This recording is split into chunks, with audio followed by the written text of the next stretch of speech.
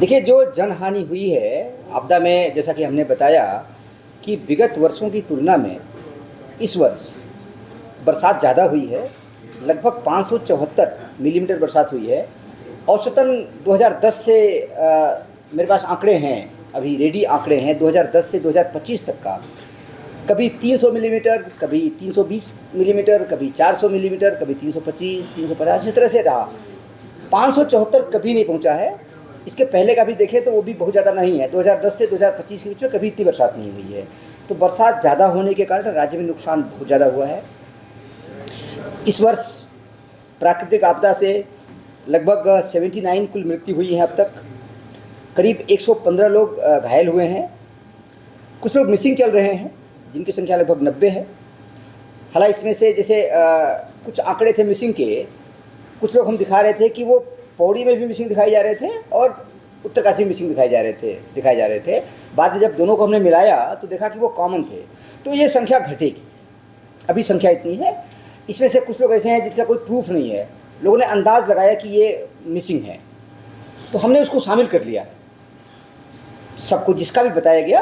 अब इसकी हम जांच करा रहे हैं कि भाई अगर आदमी यहाँ आया था, उत्तराखंड में आया था, तो कब आया, किसने देखा, उसका कोई कॉन्टैक्ट नंबर था, उसके मोबाइल की लोकेशन देखेंगे, फिर वो वेरीफाई करेंगे कि आदमी था भी कि नहीं था।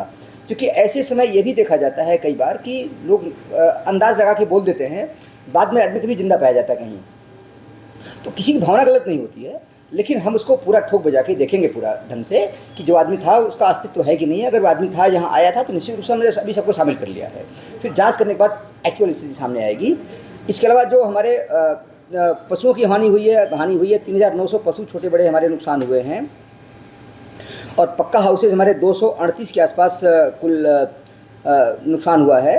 फुली डैमेज 238 और 2 कच्चा हाउस हुए हैं। और जो आंशिक क्षतिग्रस्त हुए हैं 2,835 के आसपास पक्का और 402 कच्चा। इसके अलावा कुछ दुकानें हमारे नुकसान हुई हैं, कुछ होम स्टेज नुकसान हुए हैं। तो इस तरह से नुकसान है, उसका भी आकलन किया है। तो जो टीम आएगी, टीम बाकी चीज़ों के साथ में यह भी देखेगी कि एक तो नुकसान डायरेक्ट हो गया, एक कुछ इनडायरेक्ट नुकसान होता है। जैसे यात्रा हमारी बंद है। अब यात्रा बंद होने के कारण हमारे दसियों हज़ार से ज़्यादा स्थानीय लोग, दुकानदार, ढाबा चलाने वाले, शॉपकीपर्स, कुछ सामान बेचने वाले, गिफ्ट बेचने वाले, इनका भी नुकसान हुआ है। तो टीम इस चीज़ का भी आकलन करेगी कि सामाजिक तौर पे कितना नुकसान कुछ हुआ है हमारा। वो कहीं फिगर नहीं आएगी आंकड़ों में। दुकान उनकी ज्यों की त्यों है, दुकान का नुकसान नहीं हुआ। गाड़ी वाला हमारा है, अगर यात्रा चलती तो पर डे गाड़ी वाला 2,000 से 5,000 7,000 तक रुपये कमाता, वो कहीं फिगर नहीं आएगी। तो जो हम भारत सरकार को पेश करेंगे अपने पीजीएनए की रिपोर्ट में, वो भी कहेंगे कि इनकी आजीविका का नुकसान इतना हुआ है। तो क्षति वो भी है, वो इनडायरेक्ट क्षति है। तो ओवरऑल क्या नुकसान हुआ है उसको देखते हुए हम भारत सरकार से ओवरऑल हम डिमांड करेंगे पीजीएनए के बाद कि हमें इसी चीज़ में असिस्टेंस चाहिए होगा। ये तो नुकसान का उन्होंने भेज दिया कि नुकसान का है, ये डायरेक्ट नुकसान है जो हमें लगता है कि नुकसान हुआ है। कुछ इनडायरेक्ट नुकसान होता है, उसकी भरपाई के लिए भी हम बात करेंगे। अभी सुमन जी,